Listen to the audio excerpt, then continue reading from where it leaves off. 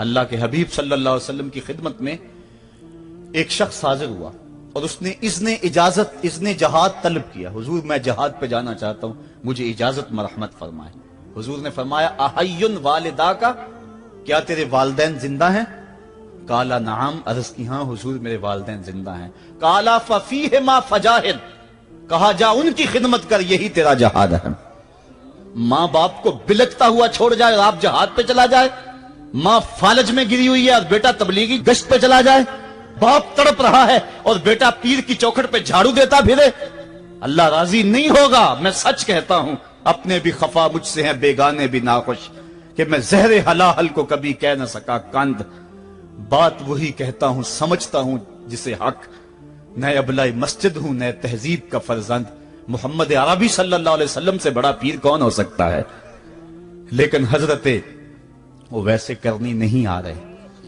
آقا کریم اپنے بٹن کھولتے ہیں اور کرن کی طرف, یمن کی طرف رخ کر کے لمبی سانسیں لیتے ہیں اور کہا میں رحمان کی خوشبو پا رہا ہوں. ایک دن صحابہ نے پوچھا بندہ نواز جس کے لیے تڑپتے ہو, جس کی ٹھنڈی ہوائیں آپ کو آ رہی ہیں, وہ آپ کا بڑا پیار کرنے والا ہے. کہا ہاں میرے سے بڑی محبت کرتا ہے. تو کہا پھر اتنی محبت کرتا ہے تو یمن تو دور نہیں ہے, بلال حبش سے آ گیا, سلمان فارس سے آ گیا, سہیب روم سے آ گیا, اور وہ یہاں یمن سے نہیں آ سکا. فرمایا اس کی بوڑھی اور نابینا ماں ہے جس کی خدمت اس کو نہیں آنے دیتی. اللہ اکبر. اب حضرت اویس کرنی نہیں آئے لیکن خیر التابعین کہلائے. آئے نہیں لیکن حضور ان کی یاد میں تڑپ رہے ہیں. اللہ, بلکہ حضور نے فرمایا کہ کوئی جائے اویس بن عامر کو ملے, اور جب ملے تو اس کو کہنا میری امت کی بخشش کی دعا کرے. جو ماں باپ کی خدمت کرتا ہے اس سے ثابت ہوا اس کی دعائیں قبول ہوتی ہیں.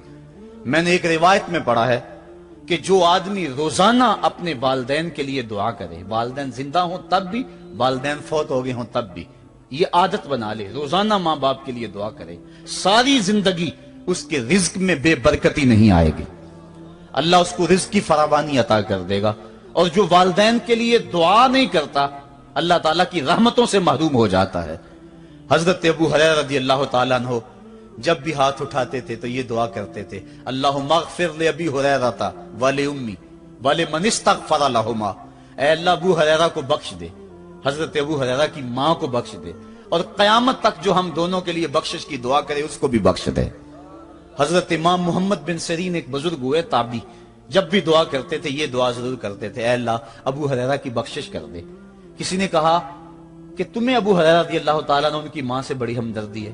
کہا ان سے جو ہمدردی ہونی ہے وہ تو ہونی ہے.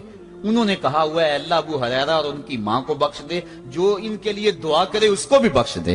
تو میں دعا کر کے اپنی بخشش پکی کر رہا ہوں. تو والدین کے لیے دعا کرنا اللہ کی رحمت کو دعوت دینا ہے.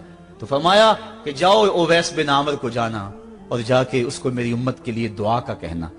حضرت سیدنا عمر فاروق حضرت علی المرتضیٰ گئے, جا کے ڈھونڈا تلاش کیا, اویس بن عامر ملے, حضور کا سلام کہا, بس پھوٹ پھوٹ کے رونے لگے.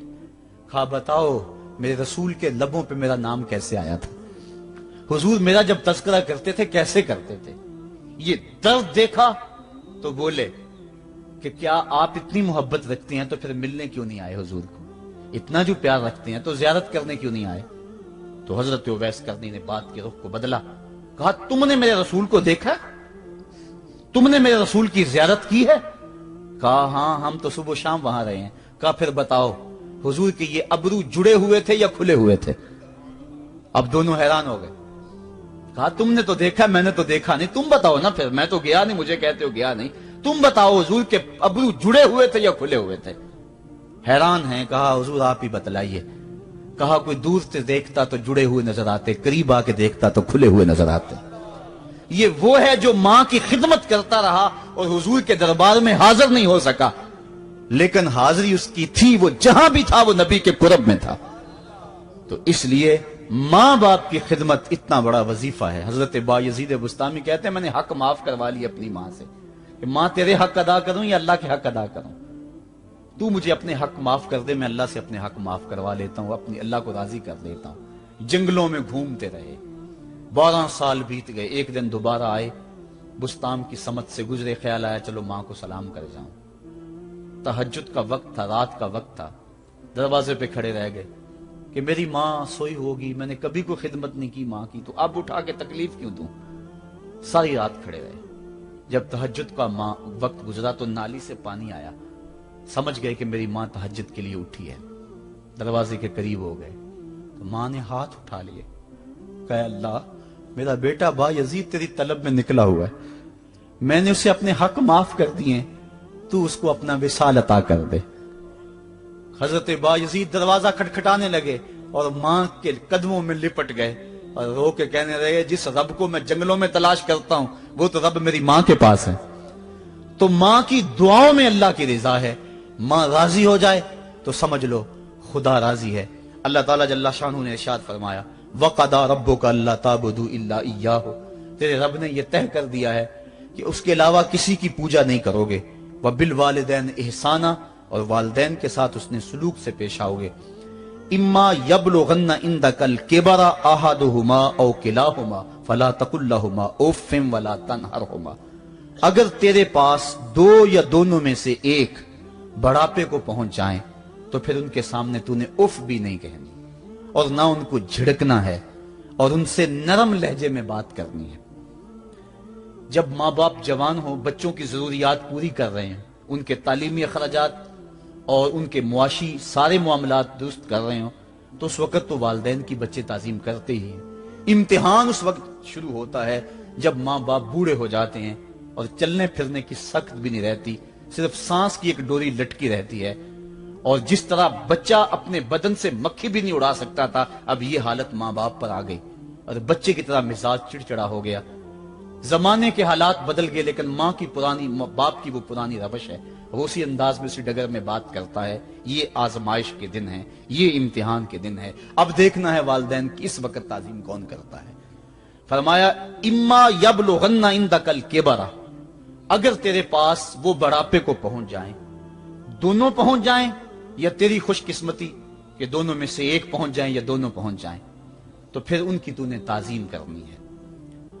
क्या, कैसे ताजीम करनी है? फला तकुल लहुमा उफ़्फ़िन, तूने उनको उफ भी नहीं कहना। हजरत इमाम फखरुद्दीन राजी के हवाले से मैं आज ही सुबह या गुज़श्ता शब उफ की तशरीहात देख रहा था। उन्होंने 12-13 अकवाल बयान किए हैं, लेकिन 2 कौल फरमाते हैं। उफ ये है कि इंसान के बदन के ऊपर जो शफाफ रहता हो, साफ रहता हो, मट्टी पड़ जाए, रेत का जर्रा पड़ जाए तो उसको फूंक मार के उसको हटाता है, तो वो फूंक से जो आवाज पैदा होती है उसको अरबी में उफ कहते हैं। तो फिर उफ हर उस चीज के लिए मनकूल हो गया जो नापसंदीदा है। एक तो कौल ये है कि वालिदैन के सामने इस एहतियात से रहो। दूसरी बात, आप फरमाते हैं उफ का मफहूम यह है कि जब माँ बाप बूढ़े हो जाएं तो बोलो बरास चारपाई पे निकल जाता है और इंसान उनको उठा के उनकी खिदमत करता है, सफाई करता है, कपड़े बदलता है। इंसान की तबीयत में जो फितरी नफासत है उसके तहत उसको माँ बाप से जो मकरू और नापसंदीदा बू आती है उससे वो बचना चाहता है। वो नफरत माँ बाप से नहीं होती, वो नफरत उस बदबू से होती है जो माँ बाप के बदन से या चारपाई से या कपड़ों से उठ रही है। तो बंदा अपने जो है वो नाक पे कपड़ा रख लेता है उस बदबू से बचने के लिए। तो उफ के मफहूम को बयान करते हुए हजरत इमाम राजी कहते हैं कि इंसान को इस बात से भी रोका गया है कि तू अपने नाक पे कपड़ा रख के अगर उनको सफाई कर रहा होगा तो माँ बाप के नाजुक दिल पे कहीं ये बोझ ना आ जाए कि मेरा बेटा मुझसे नफरत कर रहा है। इसलिए वालिदैन की ताजीम का आलम यह है कि तू खुले नाक से उनकी खिदमत करे और वो बदबू सहता रहे और अपने नाक के ऊपर कपड़ा भी न रखे कि तेरे माँ और तेरे बाप के दिल के अंदर इतना खलाल और मलाल भी पैदा ना हो। यह है उफ का जुमरा। हजरत इमाम हसन रदी अल्लाह तआला अन्हु ने सारी जिंदगी अपनी वालिदा हजरत फातिमा तो ज़हरा के साथ बैठ के खाना नहीं खाया था। एक दिन हजरत सैयदा फातिमा ने फरमाया कि बेटा मेरा जी चाहता है कि मेरे साथ तुम बैठ के खाना खाओ, लेकिन तुमने कभी भी मेरे साथ बैठ के खाना नहीं खाया, क्या वजह है इसकी? तो हजरत इमाम हसन फरमाने लगे, अर्ज करने लगे, अम्मी मैं इस डर से आपके पास बैठ के खाना नहीं खाता कि कहीं किसी लुकमे की तरफ आपकी नजर बढ़ जाए और मैं अदमे आगही की वजह से अपने हाथ को उस लुकमे के पे डाल लूं। और ना जान सकूं कि इस लुकमे को उठाने का इरादा मेरी मां के दिल में पैदा हो चुका है और मैं अल्लाह की रहमतों से महरूम हो जाऊं, इस डर से मैं आपके साथ बैठ के खाना नहीं खाया करता।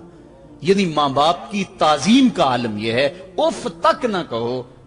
हजरत सईद इब्न मुसय्यब रदी अल्लाह ताला अन्हु जलीलुल कदर ताबी हैं, वो फरमाते हैं कि वालिदैन के सामने बेटे की हालत क्या होनी चाहिए।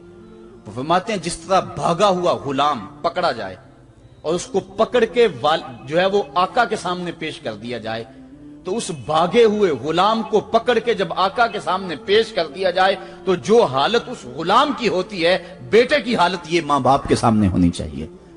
अब उन बेटों को सोचना चाहिए जो अपने मां बाप को दकियानूसी का ताना देते हैं और समझते हैं ये ओल्ड फैशन है, इन्हें क्या पता जमाना कहां चला गया है, और उनके फैसलों को मुस्तरद करते हैं।